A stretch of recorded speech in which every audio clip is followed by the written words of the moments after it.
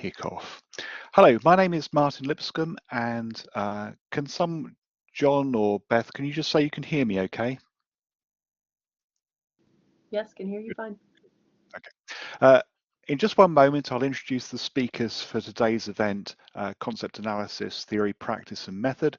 But first, we are now recording, and technical glitches notwithstanding, this recording will be posted in a day or so's time. To begin, I want to extend a very warm welcome on behalf of the University of Worcester to everyone in the room. Thank you for taking time to be here today. We have people from all over the place, all around the world, and so depending upon time zone, good morning, good afternoon, evening and night, welcome to everyone.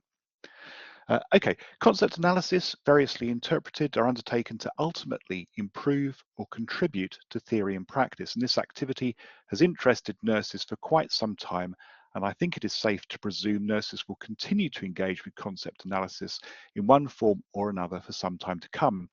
However, concept analysis is, as an activity, challenged, it's critiqued, it's evolving, and with these developments in mind, our contributors today explore the subject or set of subjects from an assortment of vantages. Specifically, we're joined by Beth Epstein, Associate Professor and Associate Dean of Academic Programs at the University of Virginia. Beth will talk first about gaining insight on NICU end-of-life care through two concept analysis lenses. Thereafter, and by way of contrast, Assistant Professor Georgina Morley, a nurse ethicist and Director of the Nursing Ethics Program at the Cleveland Clinic for Bioethics, uses moral distress as an example in discussing concept analysis that is not concept analysis. Third, John Paley, busily retired, and we're very pleased to say associated with Worcester University, talks to the methods and philosophy underpinning concept analysis, and Dr. Elizabeth Bergdahl of Örebro University, Sweden, then talks to concepts in relation to theory and philosophy of science.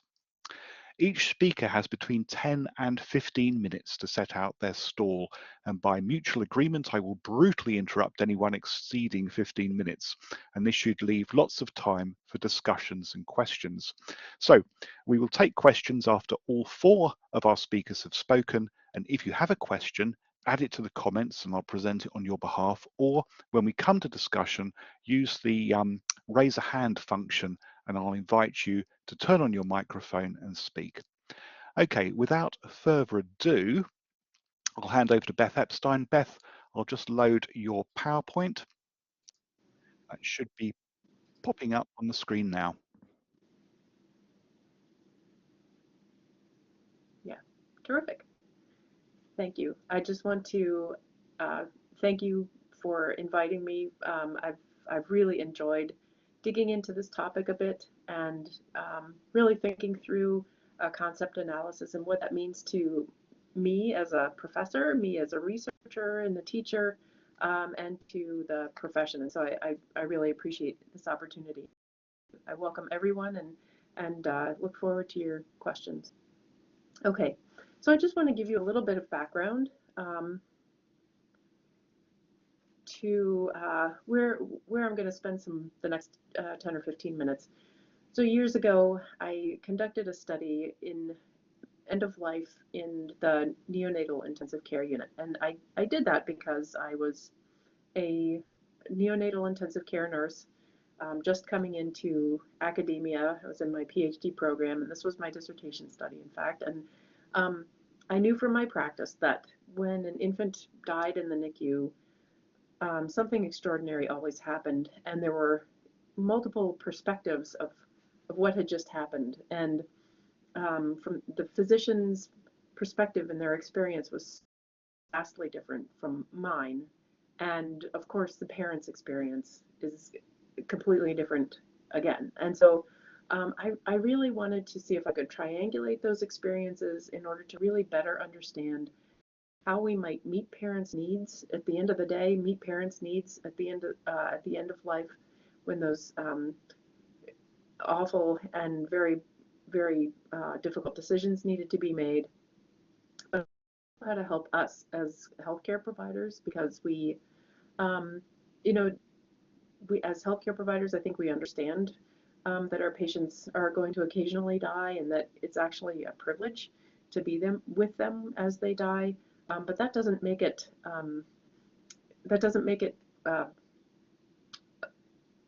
it's still fairly unique, you know, and it's still emotionally maybe not troubling, but it weighs on our minds. And so I wondered if maybe I could figure out a way to help physicians and nurses work better together to for us to help cope with end of life and death in the NICU, and then also for parents. So I interviewed nurses and physicians and parents after deaths that occurred in the NICU. And one of the outcomes of that project was a concept analysis. And so I did a traditional concept analysis where I used the Wilson method, and there are 11 steps to that method, and those steps include identifying model cases. So what are the not typical, but kind of what kinds of cases happen in this tragic window between making a decision to withdraw or withhold additional life support, and the infant's death. So I wanted to find model cases, and so during my dissertation process, this project, I collected 21 model cases for this study. Another aspect is identifying contrary cases, which are, after digging through the literature, a contrary case would be something that doesn't fit that tragic window. So a difficult decision, and then an infant's survival, that would be a contrary case. Also to identify related cases, so not exactly the kinds of typical deaths that we would envision or experience in the NICU, but something related.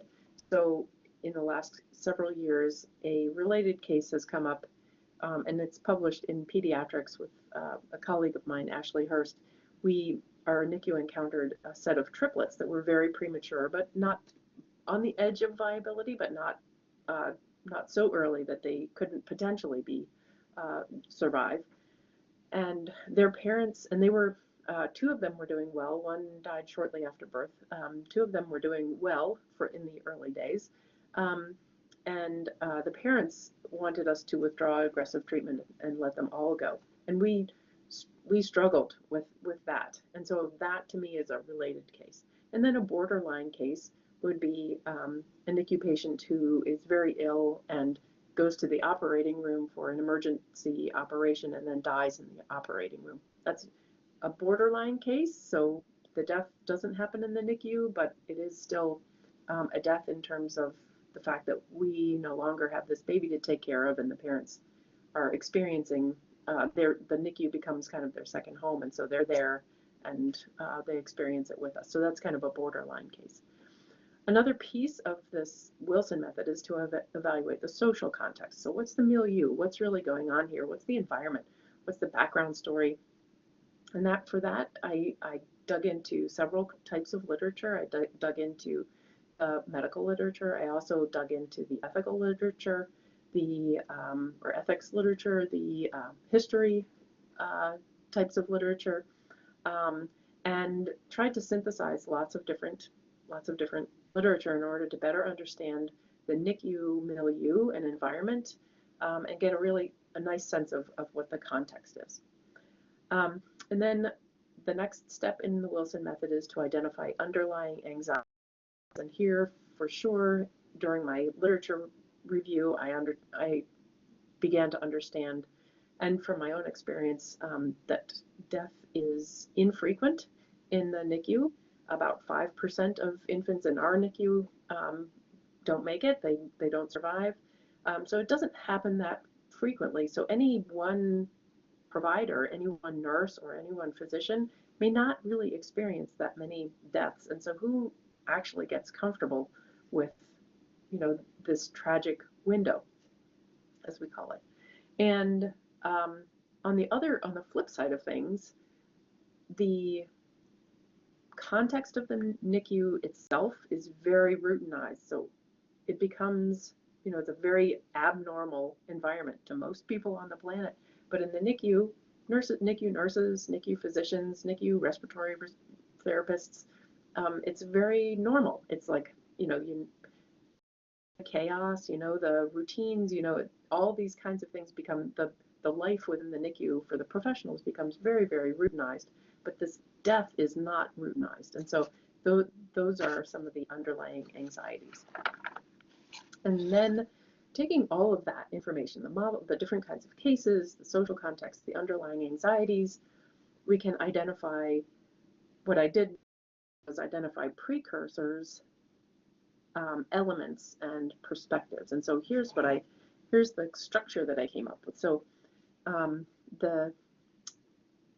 at the bottom are the precursors, and this is really the social context, the milieu, the underlying anxieties of routinization and the infrequency of death, the level of training that different clinicians get in terms of conveying bad news. How do we, what's the process for withdrawing aggressive treatments for an infant?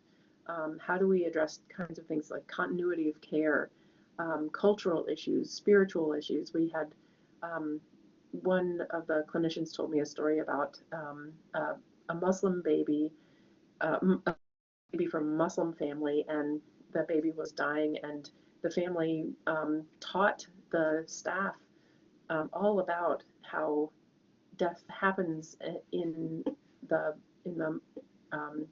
Islam, and the kinds of things that the family thought about, and how the baby was treated and held, and was facing a particular direction.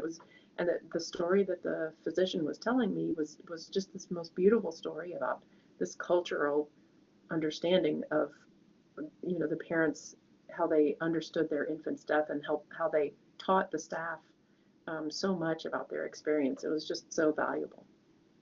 So these kinds of things are unchangeable.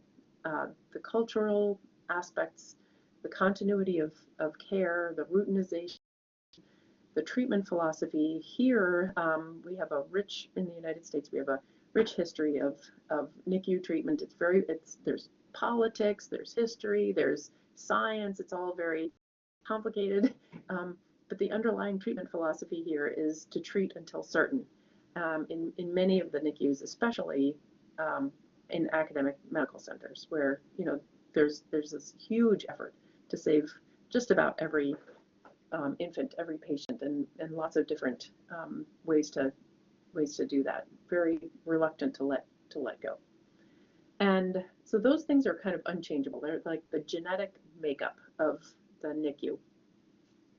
Then the elements arise from the precursors: how we make decisions, how we convey bad news, what the different roles are, the nurse practitioners, the physicians, the nurses, the respiratory therapists, the social workers, what the clinical context is. Is this an infant who is so premature that their likelihood of survival is very minimal, or is this a full gestational infant who had a very difficult birth, experienced such birth trauma that is now neurologically devastated and is not going to survive? Or is this an infant with congenital heart disease that is just not going to be, that's not reparable? So the clinical context, how we communicate with each other, how teams communicate, how parents and teams communicate with each other, and then the therapeutic relationships, the quality of those. Do the parents and the clinicians have good relationships? Do they trust each other? Can they, be honest and open with each other? Or are we struggling to make connections with families? The elements actually are quite changeable and manipulable. If we want to improve the end-of-life experience of nurses, physicians, and parents, we might want to address the elements. So that's an element for future research, rather than try to change the treatment philosophy or the other kinds of things that are more difficult to change. We might want to address those elements. And then the perspectives are, the experiences of how each of these entities see all of this together, all of the social context and all of the milieu. So this is how I grew to understand the end of life in the NICU. And it was very satisfying to put all of this together, and I certainly learned an enormous amount from this work and this deep dive into structures of different kinds of things. And then I was invited to read John Paley's book and really consider concept analysis from a very different angle. And I recognized very quickly that this would be a profitable, meaningful experience for me, because one of the things that has been kind of lingering for the last 10 years or more than 10 years is what we heard in the transcripts of interviews from parents, from nurses and physicians, were this repeated this word, ready. They were ready. We were ready. And for the most part, it was meant to address the ready was meant to address the time of withdrawal of aggressive treatment. And that's actually how most infants die in the NICU, is by withdrawal of aggressive treatment. Their little bodies are generally, resilient and very plastic, and they can handle a lot of things. And so there's not that many infants who die without having things withdrawn. And so we withdraw aggressive treatments and let them go. And so this concept of they were ready, or this word, they were ready, John Paley's book allowed me to really dive into that. And John, I'm not going to do you service, because there's still a lot of thinking that I have to do, but I've started on the road, and it's just been such a lovely experience. So I want to share a little bit of what I've been digging into and learning, and this is a work in progress, and still have a lot to go to do. But until now, I really didn't have a way of understanding this idea of they were ready until I started really thinking about what John was trying to convey in his book. And so I wanted to first explore the core meaning of ready. And so I started to think about, how do we use that word here? So we might be ready for an event. So we're like battle ready, or we're shovel ready. We're ready to build a building. This project is shovel ready. How do we make something ready? We could be ready psychologically. Ready, set, go.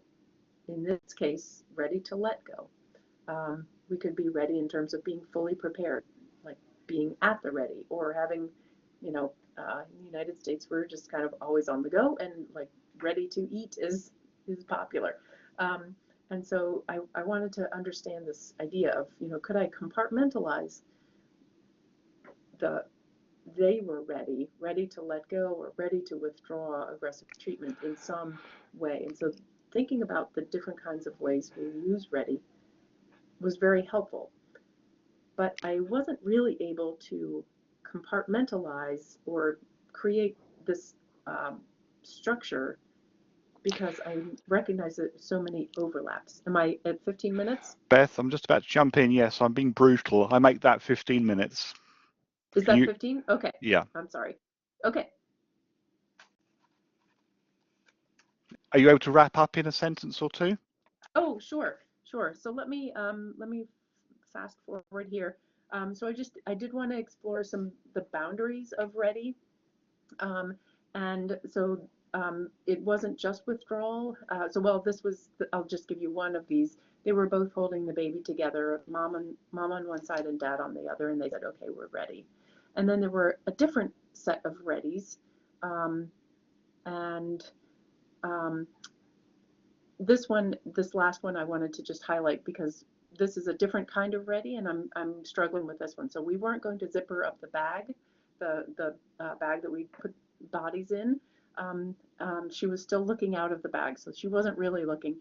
All the final forms and everything we signed, and then we zipped up the little bag and wrapped her in some blankets. And so then we were ready to zip the bag, and that's a different kind of ready. And so there's a lot more to explore here, and lots of different words, many opportunities for future research. And I just wanted to extend a great thanks to John for helping us think differently about concepts, because I think it lets us dive deeply in a very, very different direction and helps us understand the moral understandings, moral underpinnings, how we might understand this concept of ready for parents in the NICU. And so I just wanted to extend my gratitude. Thank you. Okay, thank you for that. Right, let's see if we can do the next share. I'm just going to pass over now to Georgina Morley. So Georgina, I'm just trying to put your slides up on screen. Over to you. Thank you. Can you hear me okay? Hopefully. Yes. Wonderful. All right, just just shout or whatever it is that we do in the virtual world if people are struggling to hear me. So yes, thank you very much for the invitation to be part of this panel, and thanks for kicking us off, Beth. That was a really interesting and really nice overview of your work. So yeah, my name's Georgina Morley, and I am a nurse ethicist and a clinical ethicist. And I think kind of importantly, as my kind of preface for my 15 minutes, I just want to highlight that I kind of take a very pragmatic approach to the way in which I think about ethical theory, ethical analysis, and research. And I think this also kind of applies to the way in which I think about concepts. So as a clinical ethicist, I have to be able to communicate ethical concepts and ideas to very busy clinicians so that they can understand why the ethical recommendations I am making are relevant to their practice and to patient care, and importantly, why they should accept my recommendations. As a nurse ethicist, I help nurses to understand their experiences and their emotional responses to the ethical problems that they see in practice. And these roles really inform my research, my aims, and my interests. So I was invited to be part of this panel because of my PhD work that I conducted and completed a couple of years ago, in which I examined the concept of moral distress. And I didn't do this by conducting a concept analysis, as is taught within the nursing tradition, but through examining the necessary and sufficient conditions of definitions or ways in which moral distress has been described by authors in the published literature. So although I didn't conduct a concept analysis per se, my work certainly still does not escape John's critique of concepts and concept analysis that he puts forward in his new book, which is the catalyst for today's discussion. Since John argues, and I'm going to put forward his kind of soundbite conclusion, that there are no such things as concepts. So I want to start first with a few reasons why I didn't choose the traditional concept analysis approach. And this is with the caveat that I'm not an expert in the method of concept analysis, as can be found in the nursing literature. So first, it seems to be that a concept analysis is often not clearly linked to a problem, solution, or clear endpoint, which means that its utility as a method within nursing has been questioned. And a key aim of my research was to identify how nurses in clinical practice described their experiences of moral distress in order to produce normative recommendations for ways to respond to the issue of moral distress in clinical practice. And so the aim of analysing the concept of moral distress, our not concept analysis, was to identify the broad brush key components of moral distress from which to build and inform an understanding of both moral distress and ways to mitigate it. Another significant criticism is that the method of concept analysis does not provide additional rigor. Some authors seem to just kind of identify that the method they've used is concept analysis, and then they fail to clearly explain the steps that they've used. And in fact, in a recent paper by Beth Rogers and colleagues, they actually identified 43 distinct methods for concept analysis in a scoping review. So limitations of previous concept analyses had led to the idea that concept analysis is a fruitless activity. But I would argue that, as with all research methods, if done robustly, with each step clearly explained, and importantly, with deviations from methods clearly explained, then they can provide useful frameworks. And as with concept analysis, it gives nurse scholars an approach to interrogate, explore, and clarify concepts in a way that doesn't require deep engagement with philosophy of science. Finally, and something that John very much highlights in his work, often authors analyze the same concepts repeatedly, and this can lead to redundancy. So for example, John talks about the concept of hope as something that many authors have analysed in healthcare, and highlights how other uses of the word outside of the field of healthcare suggest different usages and meanings, thereby kind of negating the notion that there is one unifying concept of hope.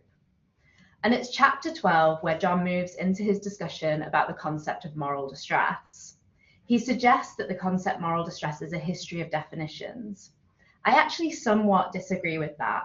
I think bar some early work by McCarthy and Deedy in 2008, I would argue that the real conceptual interrogation began with Karina Forey's work in 2014, followed by Stephen Campbell, Connie Ulrich, and Christine Grady in their A-Job paper, both of which were published as I was conducting my review of the literature. So although Forey, Campbell, and I faced some criticism from John in his book as pushing our own agendas and our own definitions of moral distress, what I actually perceive is not so much a history of purposeful definitions produced by design, but rather a number of different descriptions of moral distress produced because of a lack of precision with the words being used. A lack of precision that perhaps suggests Jameson's original description was incomplete. So my attempt with my literature review and subsequent empirical work was to understand how nurses' experiences could or should inform our understanding of this concept or invented phrase, as John highlights, that was coined by Jameson. And from the outset, my overall aim was a practical one. I hope that by better understanding what moral distress is, we could learn how we should respond to it and mitigate the negative effects of moral distress in clinical practice. So my aim, along with my PhD supervisors and co-authors, was to identify necessary and sufficient conditions to formulate a working definition of moral distress. And we identified 20 different definitions, descriptions, or characterizations of moral distress. So here are the first 8 definitions that we tabulated and present in our review. The first obviously coming from Jameson, who, as John argues, is not defining, but is rather characterizing moral distress. In his book, Jameson spends very little time on the matter of moral distress, but states that after speaking with nurses, he has identified 3 distinct moral problems that exist in healthcare. Moral uncertainty, which arises when one is unsure what moral principles or values apply, or even what the moral problem is. Moral dilemmas, which arise when 2 or more clear moral principles apply, but they support mutually inconsistent courses of action, and moral distress. And here we have a number of scholars who claim to be talking about, and indeed in some cases measuring moral distress, but they refer to a number of different epistemological states: possessing a moral judgment, making a moral decision, knowing, believing to know, recognizing an ethically appropriate action. And notably, Mary Corley describes moral distress in 3 different ways, attributing each to Jameson. And here is where I become concerned with concepts and why I argue that we need to have clarity. Not because I'm concerned about the ontology of concepts, whether they are describing abstract objects or mental states, but rather I think we need to be clear when we are using ethical terms, because we need to be clear about whether or not we are making some kind of normative claim about the way the world should be. And if we are, we should have some moral reasoning available to at least partially justify our claims. Or to be much more specific, we need to be clear whether we are making a knowledge claim about whether or not we should be doing something or not doing something for patients in specific cases. So based upon epistemological concerns, Johnston and Hutchinson argue that the concept of moral distress should be abandoned altogether. They reject narrow understandings of moral distress in which individuals state that they know the right thing to do, because they argue, where the rightness of the nurse's ethical judgments is assumed rather than shown, there will remain an unacceptable risk of nurses promulgating moral imposition, whereby their own personal views are imposed onto others in ways that are not only unwelcome, but can result in otherwise preventable harm to people's significant moral interests. Accordingly, it is contended here that it is not merely time to overhaul the concept of moral distress, as some have called for, but to abandon it altogether. Johnston and Hutchinson have also critiqued moral distress on the basis that it perpetuates the notion of nurses as powerless victims, which John suggests is a favourite meta-narrative of nursing. Nurses as victims that are underappreciated, oppressed, and unable to implement change. However, I do not think we should abandon moral distress as a concept, because I think it has value to the extent that it helps people make sense of their experiences. So in my defense of the notion of concepts, I want to put forward this suggestion, and I think this might appeal to what John suggests might be permitted by Wittgenstein, that new coinages and uses of terms and language may be permitted if there is a coherent and sufficient justification. So touching upon what Beth has stated, that we can draw a boundary for a special purpose. So I suggest that concepts are useful to the extent that they can enable us to make sense of our experiences. So Miranda Fricker, who coined the concepts of epistemic injustice and hermeneutic injustice, uses the example of sexual harassment. Fricker talks about the example of a woman who works in academia and experienced sexual harassment at work. But because it was not yet an established term, she struggled to understand and name her experience. Fricker argues that this is an example of hermeneutic injustice, the injustice of having some significant area of one's social experience obscured from collective understanding owing to a structural identity prejudice in the collective hermeneutical resource. Because of the social position of women during second wave feminism, women were still socially powerless in relation to men, and especially in areas such as academia. This hermeneutic injustice arose because there was a collective lack of understanding which prevented the knower from understanding their own social experience. Indeed, I think that the popularity of the idea of moral distress is that it provides a way for nurses and other healthcare professionals to make sense of their experiences. And it is not just one singular experience, but a breadth of experiences. And so, as a result of our review, we proposed the following broad working definition from which to build with empirical data. We suggested that moral distress is the combination of a moral event and the experience of psychological distress, with a direct causal relation between the two.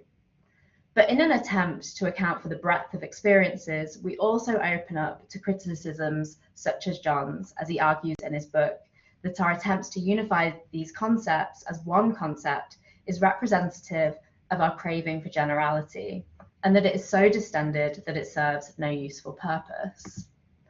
But of course, I disagree.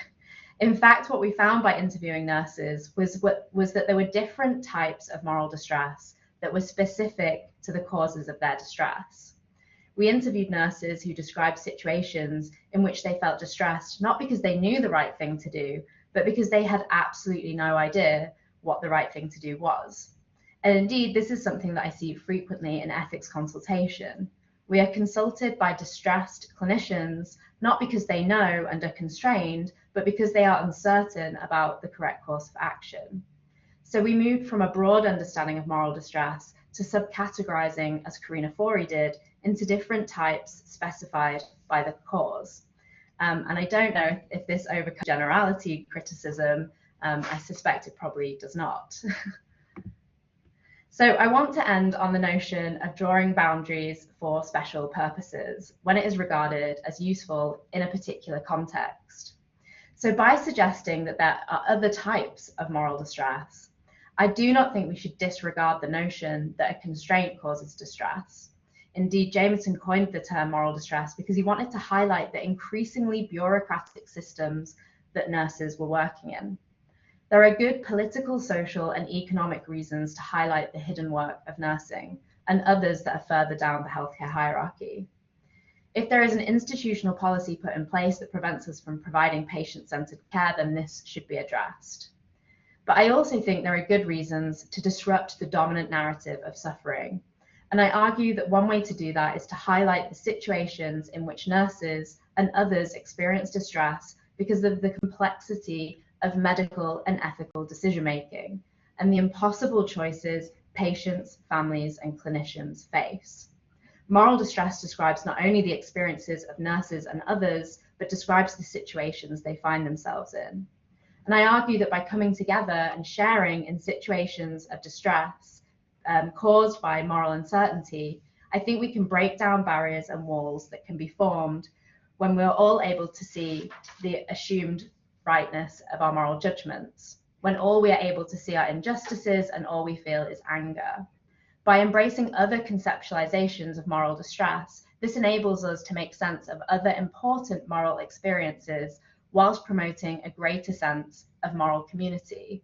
It allows people to learn from other people's moral experiences to enhance their ethical understanding and awareness.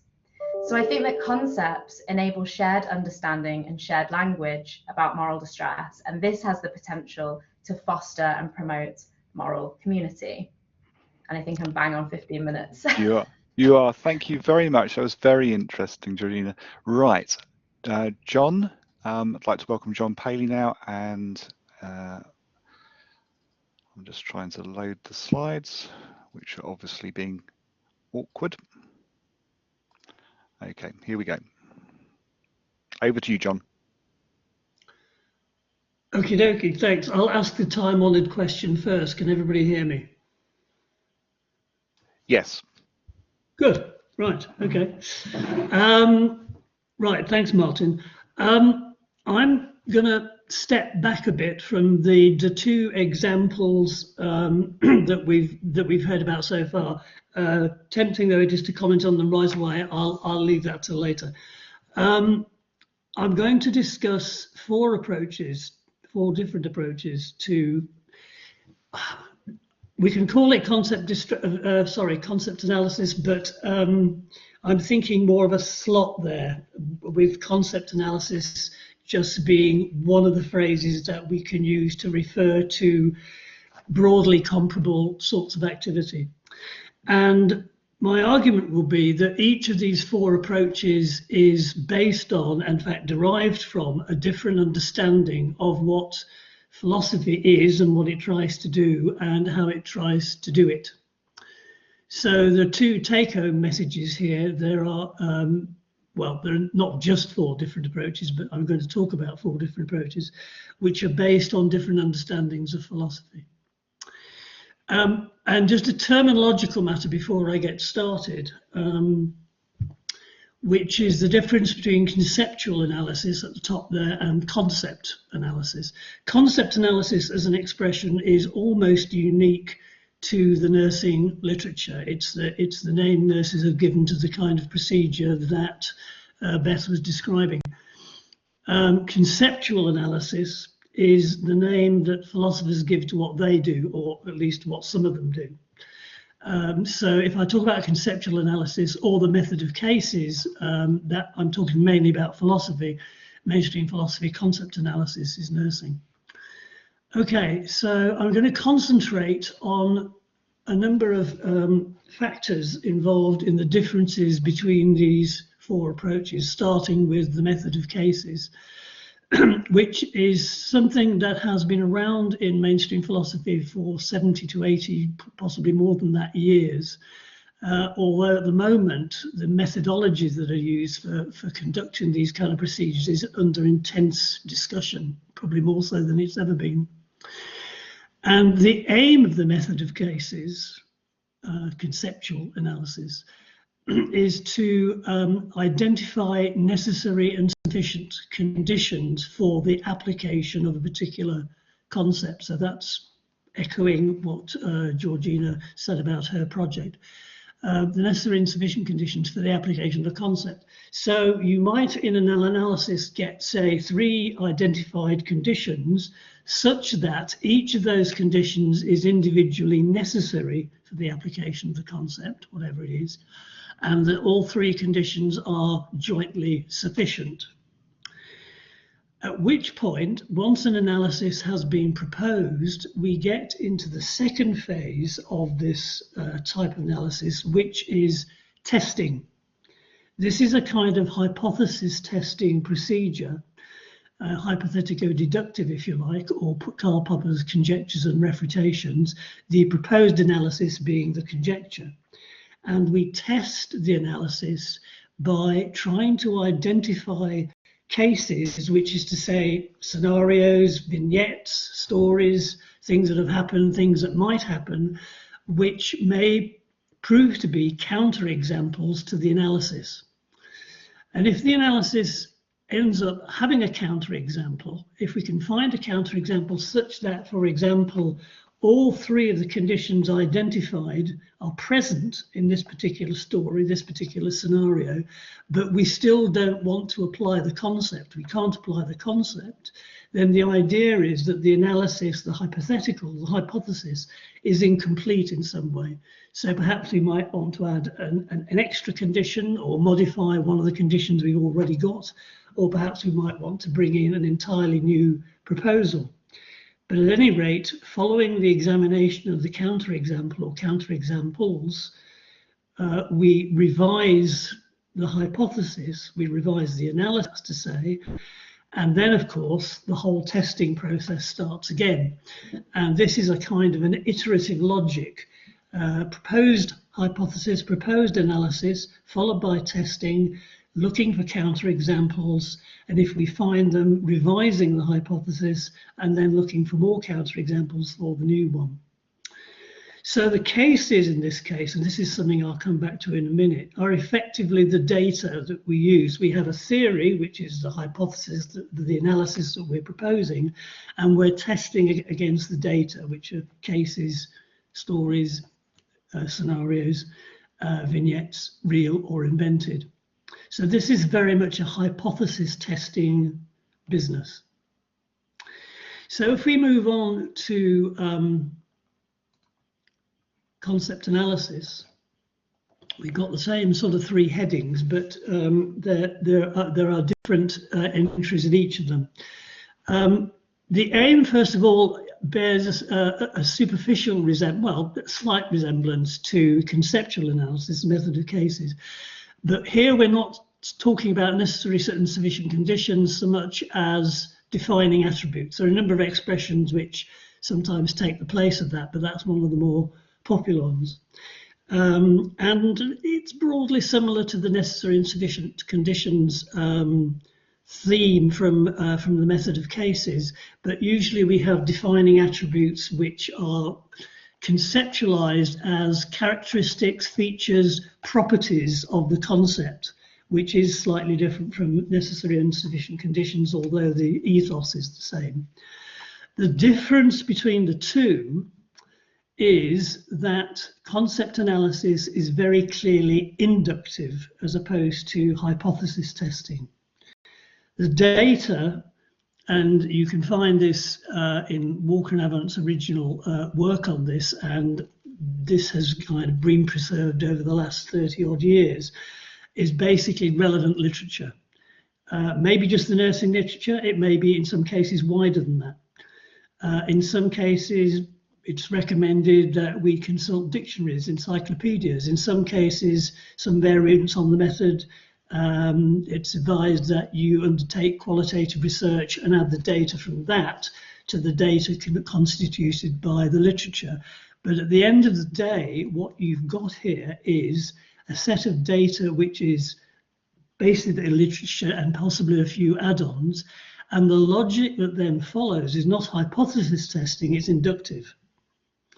In fact, when you look at a lot of concept analysis studies, they have more than a passing resemblance to qualitative research analyses, where qualitative research has data from interviews, for example.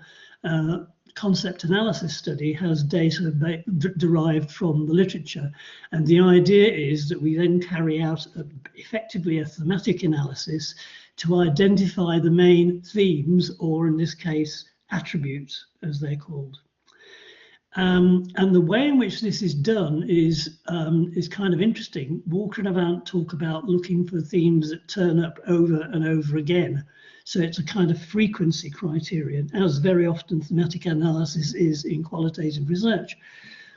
And they say immediately, having said you're looking for stuff that comes up over and over again, these are called the defining attributes. There's a direct equation there between the frequency and the fact that these are the defining attributes that you're looking for. the popular ones. Beth Rogers has a variation on this. She talks about consensus, where you can find a consensus. Consensus sounds slightly more stringent than just bare frequency. And I don't think Rogers has ever quite explained what the criteria for consensus is. Is it 100% of people you've looked at, or 90%, whatever? But at any rate, it's the same kind of idea. You're looking for something which is generally agreed in the literature to be characteristic of this particular concept, or perhaps the phenomenon that's associated with it.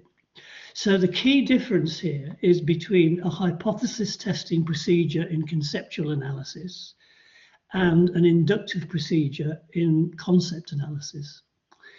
And that goes with a very different role for cases.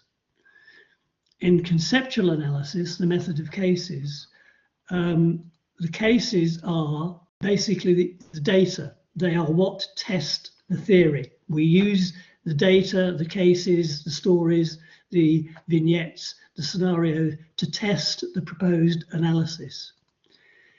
In concept analysis in nursing, the data is the relevant literature, and the cases, because we get model cases and contrary cases and borderline cases and so on, are effectively just used to illustrate the conclusions.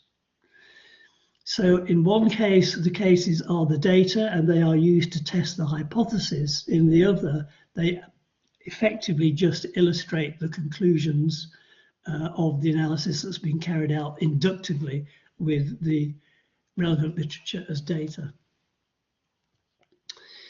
Okay, moving on to the next one. At this point, we change track slightly because the first two are about trying to get something right, to get the concept right, to say something accurate about the concept, or to say something accurate about the consensus in the literature. Here we're talking about something completely different. This is a way of looking at philosophy based on Wittgenstein, Austin, Gilbert Ryle, and its basic premise, I think, is that when we do the theorizing, and concept analysis and conceptual analysis are effectively forms of theorizing, we tend to lose sight of the different uses of the words concerned. So if you're doing a study of knowledge, you tend to lose sight of the extraordinarily varied and complex pattern of usage of words like know, knowing, knowledge, and so on.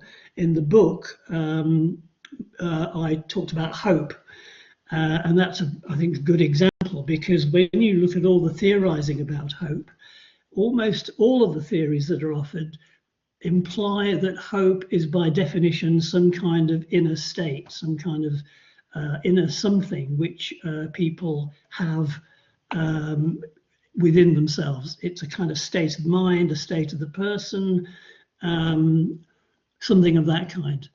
But when you look carefully in detail at the various uses of hope, and this was so varied, so extensive, so complicated, I ended up writing 4 chapters on it, you find that a large proportion of the uses of hope simply don't imply that at all. They're not talking about inner states, they're talking about something completely different. And this is particularly true of negation statements, where you have a negative in the account, the statement which includes hope, and sometimes in questions. Interrogatives. For example, when a patient who's got advanced cancer, for example, asks the doctor, is there any hope? She's not asking whether she has a state of mind or whether the doctor has a state of mind. She's asking whether there's any chance of recovery or perhaps living beyond what the prognosis suggests. And in a lot of these cases with negative and interrogative statements about including hope, hope becomes effectively a synonym for chance. Is there any hope? Is there any chance? So the ordinary language analysis investigates the very complex and variegated patterns of uses of the words, and effectively presents reminders to people who are theorizing about the concept concerned. The data in this case is, in my case anyway, is a language corpus, which are very large data sets of words. I use the corpus of contemporary American English a lot, which is 1 billion words and counting. And you can do really interesting and useful statistical analysis of any term or expression that you happen to be interested in. So a very different approach, a very different aim, and a very different procedure to the first two. So moving on to the last one, conceptual engineering. Number of different expressions used here as well. Conceptual amelioration is one, conceptual ethics, I think there are one or two others, and I think they're all supposed to be slightly different from each other, but conceptual engineering I'll use as a portmanteau term for all of these approaches. And here, again, we're changing tack in terms of what the objective is. We're no longer trying to get clear about what a concept is or about what the phenomenon is associated with the concept or the term in question. We're not trying to do any kind of review of what people have said and identify a consensus about what's been said about the concept or phenomenon. We're trying to do something completely different. Instead of asking, what is the concept or what is the phenomenon, we're trying to engineer a concept which will suit our purposes. And that might mean changing the meaning of the term, or in some cases it means introducing a new term. The data in this case is a whole range of stuff, nothing formally identified. It could be ethical discussions, political discussions, epistemic. A lot of history comes into this. And the basic logic is not about identifying what is the case, it's about deciding what sort of concept would suit our purposes best. To take Georgina's example, instead of asking what moral distress is, this would involve saying, actually, what kind of moral distress concept would suit our purposes?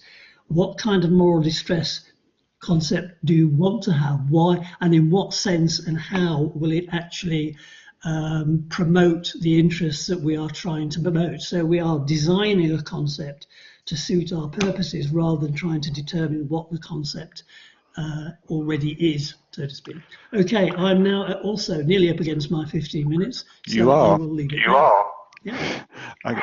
Thank you, John. That was, as ever, very interesting. And our last speaker today is Elizabeth Bergdahl. And I shall just pop your slides up, Elizabeth. Over to you. Elizabeth, are you there? Have we lost you? Do you need to turn your... I'm here. I'm sorry. Oh, that's okay. All yours, Elizabeth. Thank you very much. And thank you for inviting me. I'm going to talk about concept in relation to theory and philosophy of science.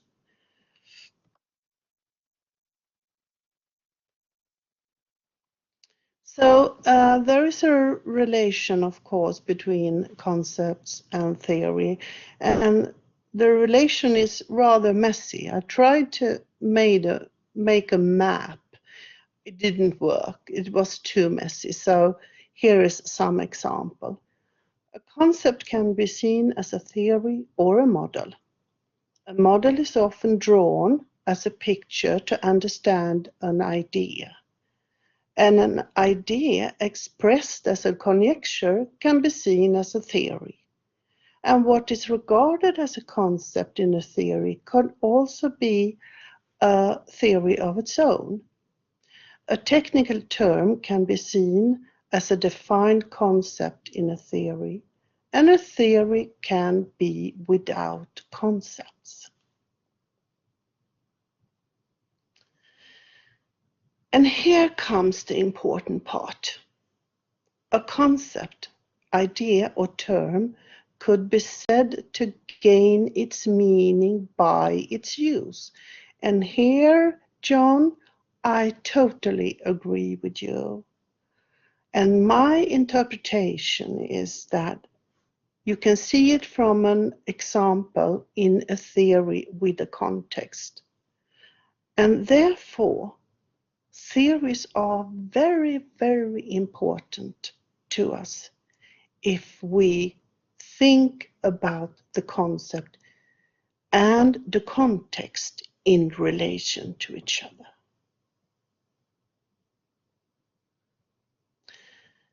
So back to the concept as building blocks. Thank you, John, for mentioning Walker Avant. The problem is that concepts often do not name things. Concepts have several meanings in different contexts. I totally agree with you, John. And therefore, the theory gets very, very important. I would say the theory and its context is paramount. There is also another problem, and that is the view of building blocks. We will get back to that. The underlying idea with Walker Avant's method is that concept should be the ground for the theory as building blocks. Think about a house with the ground, and by that connecting to reality by naming things as concepts. This way of thinking can make researchers believe and focus on identifying and clarifying concepts first, and then find relations between the concepts, and that often without a context. And that is the problem. If that is accomplished, a theory is said to have been generated. And what type of theory do we then have? Thinking in this way means that one of the blocks is proven wrong, the whole construction falls, and so the theory falls. This way of thinking can block creativity and limit researchers' ability to create theory, and this way of thinking is also inductive, precisely as John mentioned. The concept as building blocks idea also leads to a belief that there is a hierarchy, and there don't have to be. I come back to that. I hope we can agree that you can't test concepts. You can only test a theory with a context holding the concepts. And you should be able to test it deductively, not verify it by an inductive way.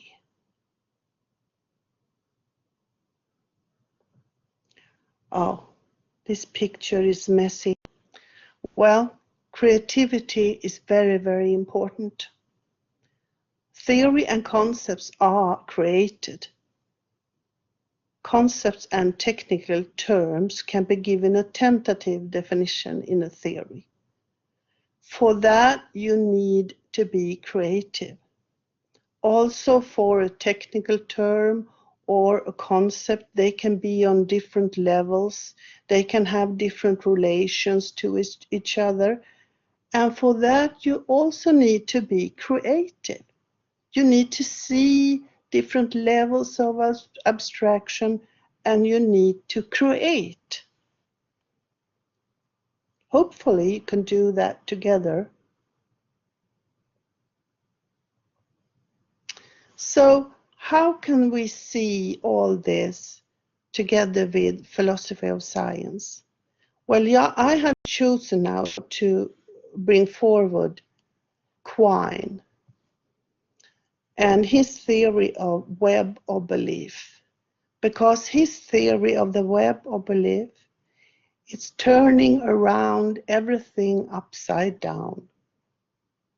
This structure of interconnected sentences is a single connected fabric including all science and indeed everything we ever say about the world. All beliefs a person holds is a part of the web of beliefs. There is no clear distinction between philosophy and empirical science. The web of belief also has a holistic perspective. In the web, there are no blocks and no strict hierarchy, and therefore you don't need to have a hierarchy in the theory and together with the concepts. A change in one part of the web affects the whole web, to some extent depending on where the change is. All beliefs can therefore be corrected by empirical research. Let us think. This is the web of belief. Holistically, where are nursing science? In the middle? Well, I don't think so. I think our science, is not old science. Maybe somewhere, not in the hole, I hope, somewhere outside. Thoughts about where nursing should go. We need strategies in nursing to build different pictures. And here, Paley, John, I also agree with you. Another philosopher of science is Nancy Cartwright. She discusses evidence as short, stocky, and tangled, without lofty generalizations, and she means theory with a clear reasoning and arguments supporting all conclusions that are rooted in well-established facts.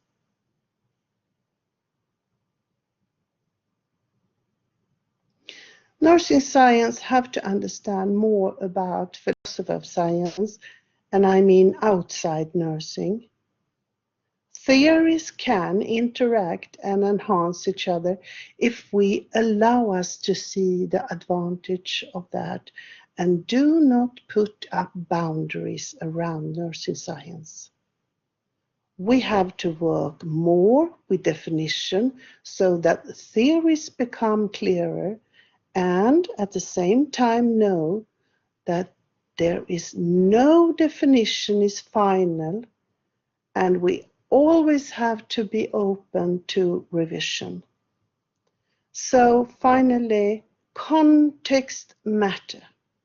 Always understand that a person with a different background, language or country might translate your terms and concepts differently. Thank you all. Thank you very much, Elizabeth.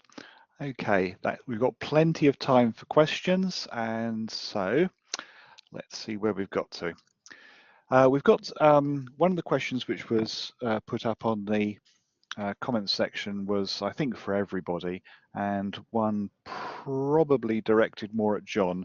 If anyone would like to just add in other questions to the sidebar, that's great. Otherwise, I'll start looking for hands in a minute.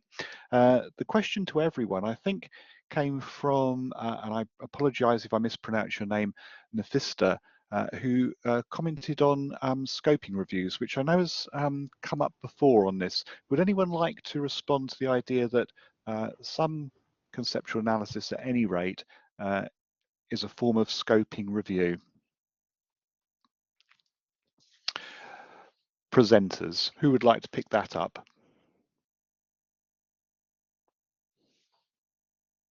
Don't all rush at once. I will if you like, if nobody else is interested.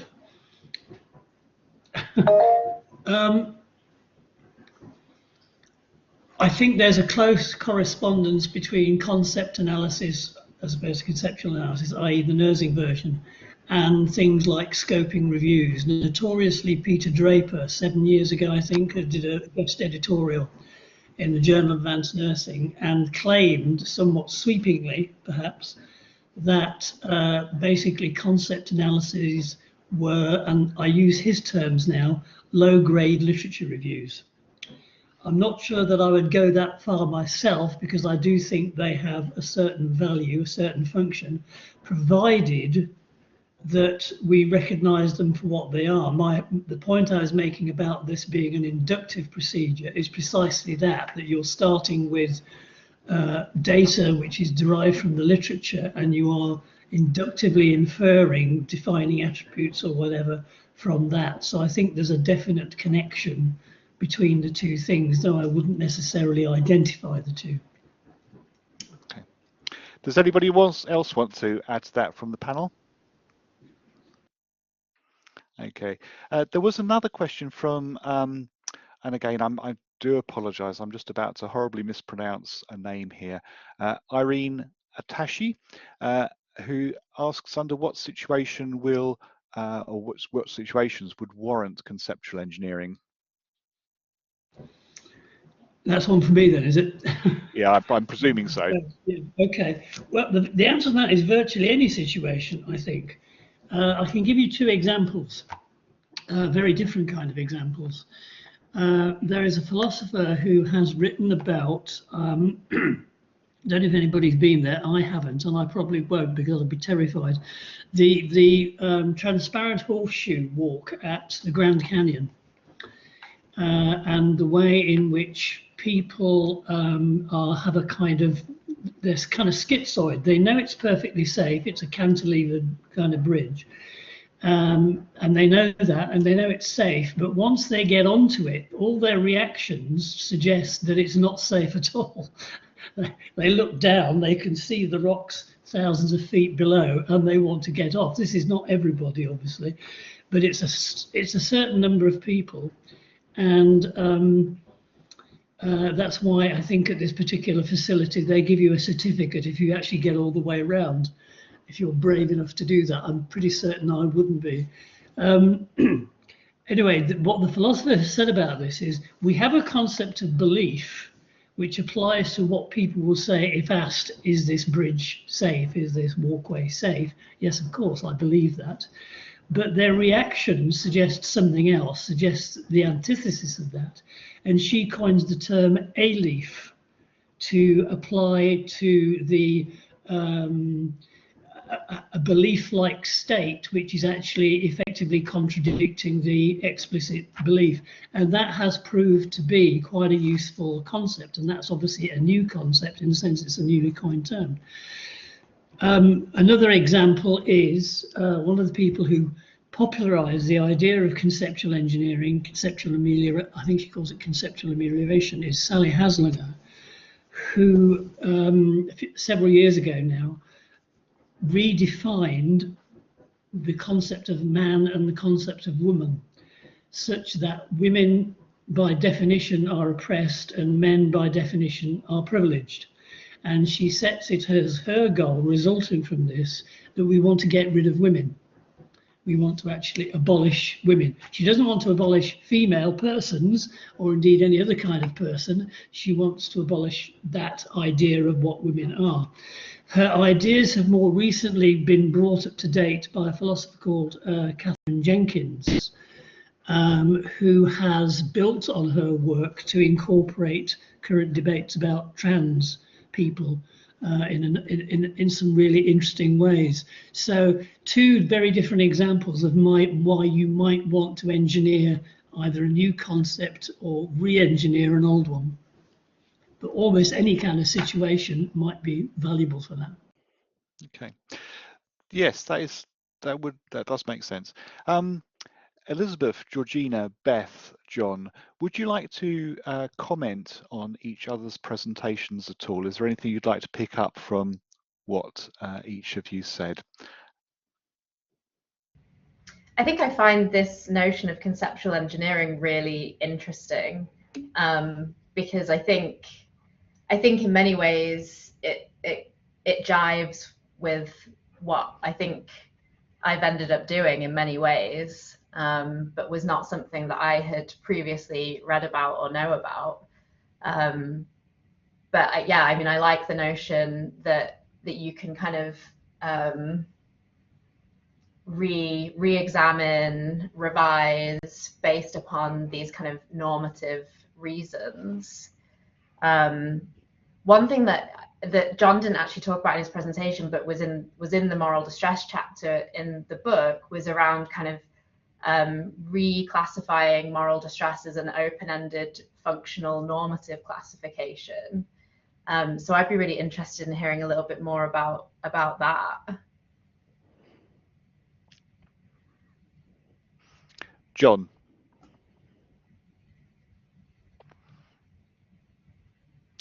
You've got to put your mic on.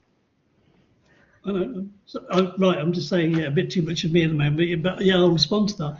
I think what I was doing there is actually kind of alluding to the conceptual engineering literature. I didn't, by the time I got to that chapter, I didn't have the space to start talking about something new, in effect. I did think about adding something on conceptual engineering, but decided that the book was long enough as it is.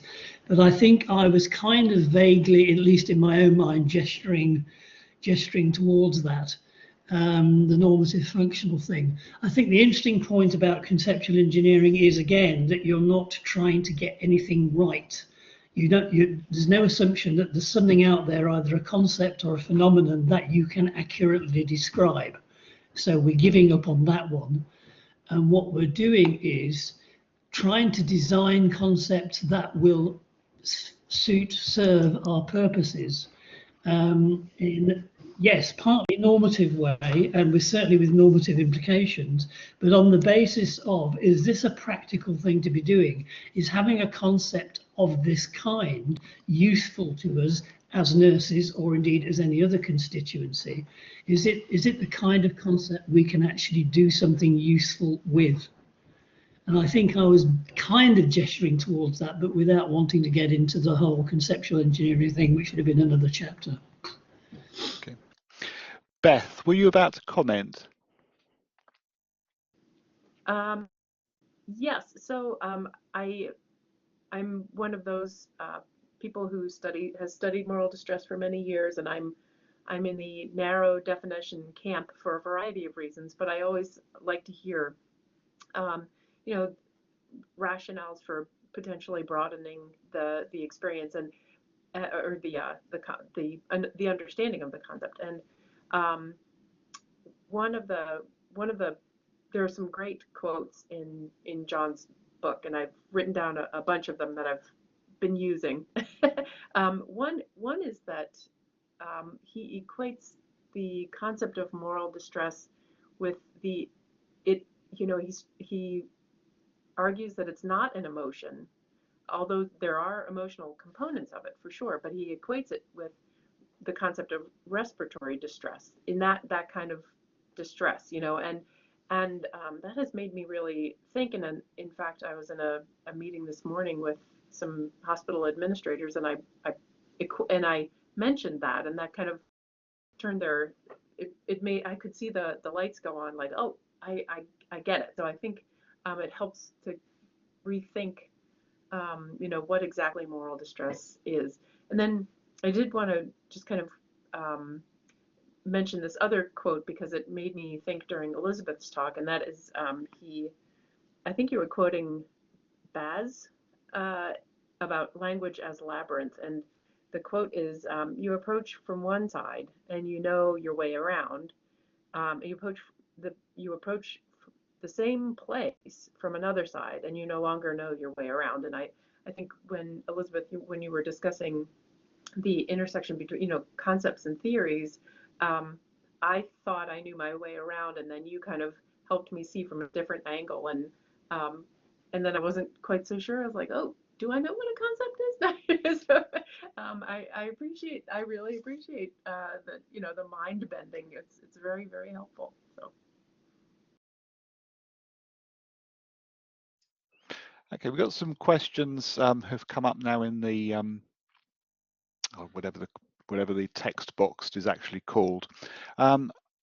Carlil, I'm not exactly sure what it is that you're asking, but you're referencing grounded theory as something that provides concepts as well as context, a contextual conceptualization. I don't know if you want to, in a moment, take your microphone off and ask your question directly, because I'm not entirely sure what it was that you were getting at there.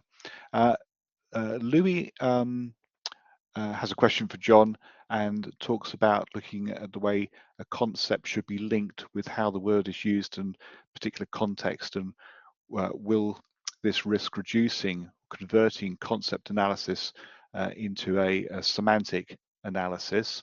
And Josephine asks, what will be the possible factors for consideration in choosing one method of conceptual analysis over another, which is one of the things I had. Georgina, you said that you'd come across 43 particular methods, and I wonder, once you've got 43 methods for doing the same thing, whether in fact it is the same thing anymore. And Geraldine says, should there be caution when we engage in conceptual engineering? So who would like to pick up any of those? Georgina, do you want to talk about choosing versions of concept analysis? Yeah, I mean, as I kind of mentioned in my 15 minutes, I think now having heard John talk more about concept versus conceptual analysis, I think it was a conceptual analysis, not obviously a concept analysis. So I don't know a ton about the method of concept analysis, apart from kind of the criticisms which I had read about and put me off trying to utilize that approach. But I mean, I guess, you know, with all research, you know, with selecting all research methods, it really depends on what your question is and what your aims are, and choosing a method that helps you meet those aims. But yeah, I mean, it seems like concept analysis is one of those methods that is, you know, so kind of disparate and kind of difficult to pin down. So if you are going to use that approach, choosing one that's going to help you meet your aims, and then sticking to it very clearly and explaining each step along the way. And if you do deviate from any of those steps, very clearly explaining kind of the justification and the reasoning. Having taken kind of like a fairly new approach to my PhD work, I did a feminist empirical bioethics methodology. That was kind of, you know, we were innovating in using that research method, and so that required being very, very clear and transparent about the steps that we were taking. So I should imagine the same would apply with a concept analysis. Beth, Elizabeth, do you want to come in on the difficulty of choosing between methods when there are so many to choose from? What logical grounds could there possibly be?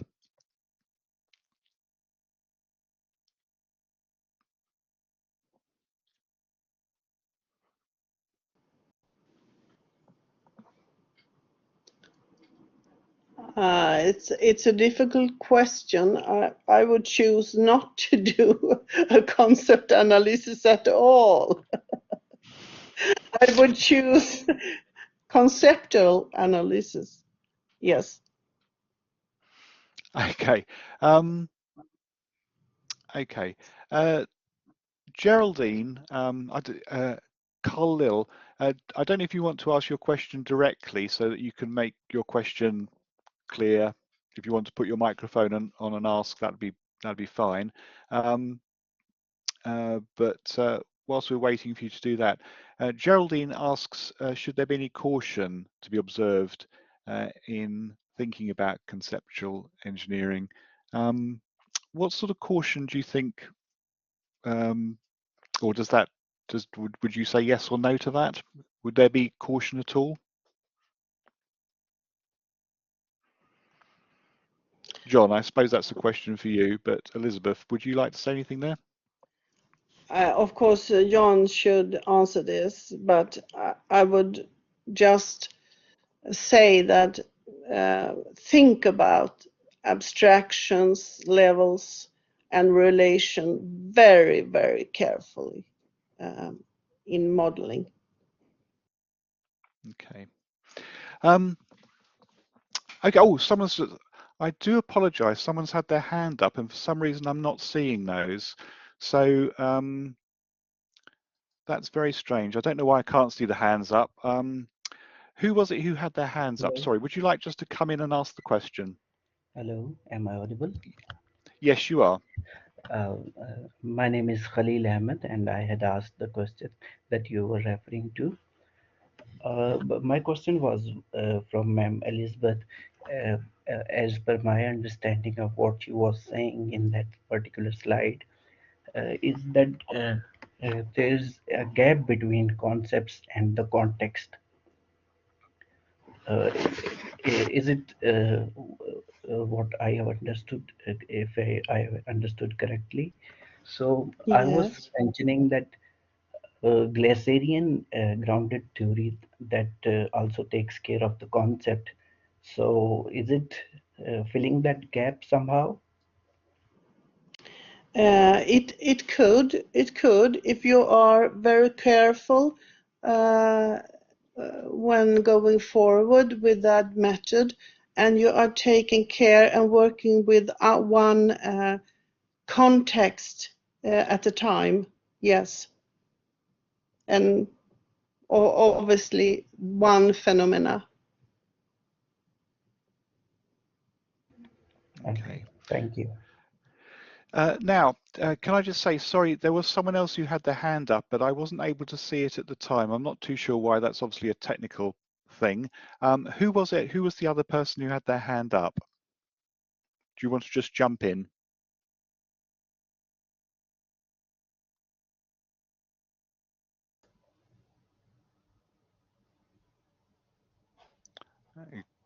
Okay. It was John on my head. I've got the list open, and it was John had his hand up. That might be what you saw. Sorry, Okay, that well was done. that was an experimental click on that particular icon. I shouldn't have done it. Well Heartfelt done. Well done, you. Okay. Elizabeth, Beth, Georgina, John, is there anything you'd like to say in conclusion to wrap up?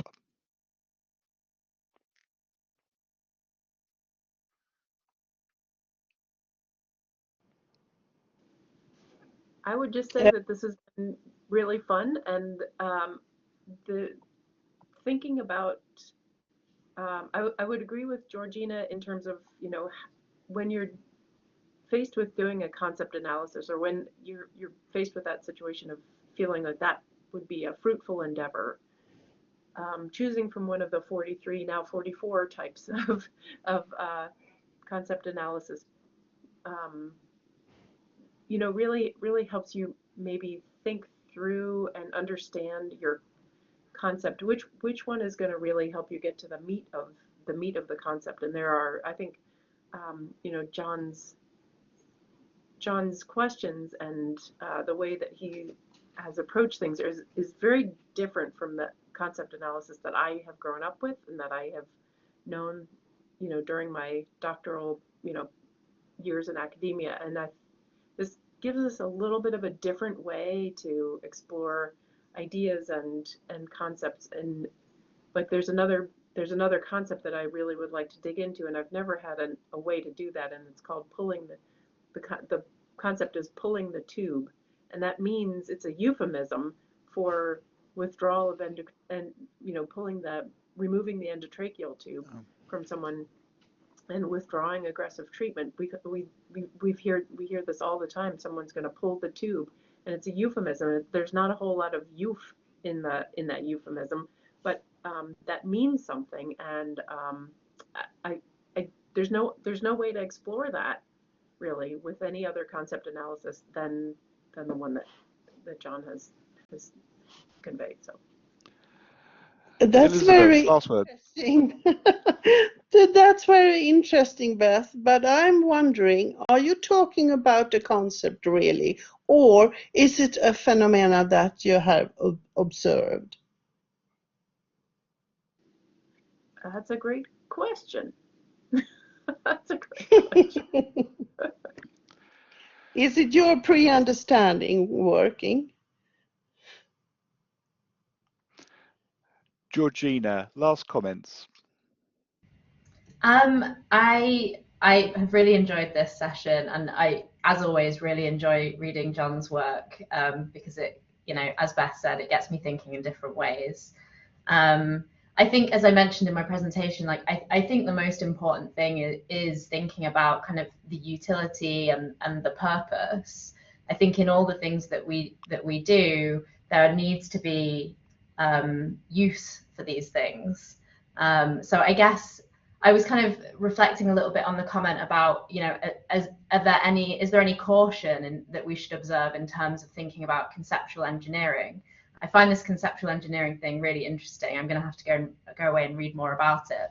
But I think one of the things that I would maybe offer, knowing very little about it, is, you know, this notion of utility. And, you know, we shouldn't just be kind of inventing concepts left, right, and center, engineering these concepts if they have no real use in the world. So I think that's kind of my final reflection. John, last words. Yeah, I was making a list of everything that come up, you know, but just to follow that point up, the one about caution, I don't think anybody's proposing that you just kind of like invent arbitrary concepts and try and drop them into the discussion. I mean, these things have to be argued for. You've got to make a case for why a concept with this kind of structure, this kind of use, is going to be useful to somebody on what basis, and ideally you need some evidence for that as well. So yes, caution, but I don't think anybody's arguing for a lack of caution. And Elizabeth, final word? I must say this was really fun, and I enjoyed every minute. And thank you all, and thank you, John, and thank you, Martin, and everybody. Okay, we're now at the effective end of our advertised time for today's event. So very briefly, I'd like to thank everyone involved in organising today. I'd like to thank everyone who made time to attend. I hope you found the meeting interesting. And of course, I'd very much like to thank our contributors, Beth Epstein, Georgina Morley, John Paley, and Elizabeth Bergdahl. So thank you, everybody. I'll stop recording now, and the recording will be available as soon as it is, which hopefully will be quite soon. So thank you all.